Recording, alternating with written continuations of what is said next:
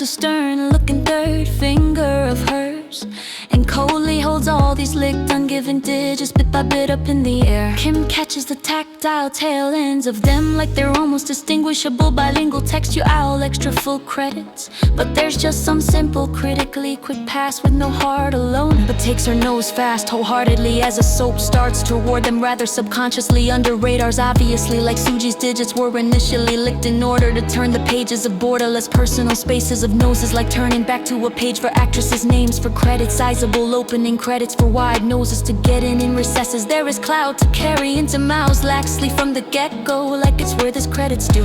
And Kim now catches a whiff of this at the whim of Kim, and inhaling a Suji saying shit, and looks at Suji's wood, then smiling as Suji looks at Kim.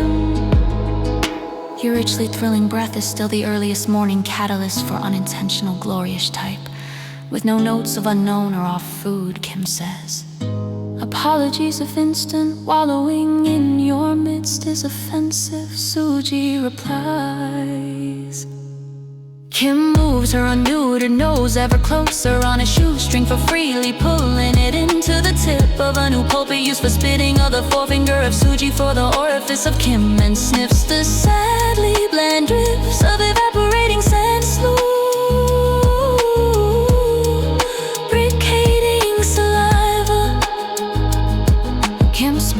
I really don't mind no oral overdrive. It is absolutely okay for you to astutely relay the insinuation that climate change while we wait is incredibly upon us, by checking the direction of any wind or every wet lip worth detecting, and the humidity by instinctively and deliberately holding a wet finger in the air. This needn't be cordially indirect when freedoms of liquid speech are already under threat. I think the liquid on your flip-dot finger adds a nice touch, a sensual such, and the direction of some infectious, wretched breath should be checked too.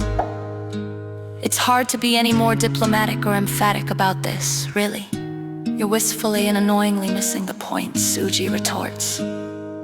Kim moves her unneutered nose ever closer on a shoestring for freely pulling it into the tip of a new pulpit used for spitting of the forefinger of Suji for the orifice of Kim, and sniffs the sadly bland whiffs of evaporating sand slough.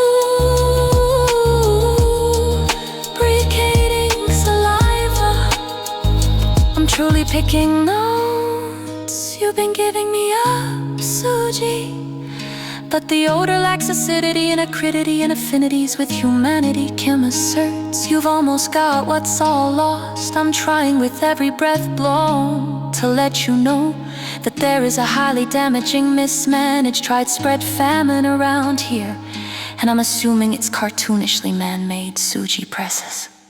Kim moves her unneutered nose ever closer on a shoestring for freely pulling it into the tip of a new pulpit used for spitting of the forefinger of Suji for the orifice of Kim, and sniffs the sadly bland whiffs of evaporating sand slough. Bricating saliva.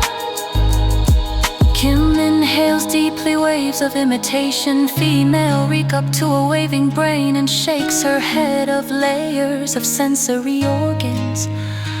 Why couldn't I even get to smell any durian in your fluid, Kim puts to Suji, who replies, were too many leaks fixed up through many weak twists around here recently, because you're probably not able to detect, convey, or reinvent any notes emanating totally from outside now. Like y'all are too backstaged through and through old back pages to be entertained. You cannot even hear the eventful queerness of what's going on for so long out there. Like bad ears need a hand here to be treated like eyes by you, so to hear what's dearly hot and touching to see. Since when was this elevator cum room renovated enough to be for recording and flawless hoarding purposes only? Soundproof with a roof that's crowned with brutalist cotton wool and bureaucratic hoops for the insinuation of insulation.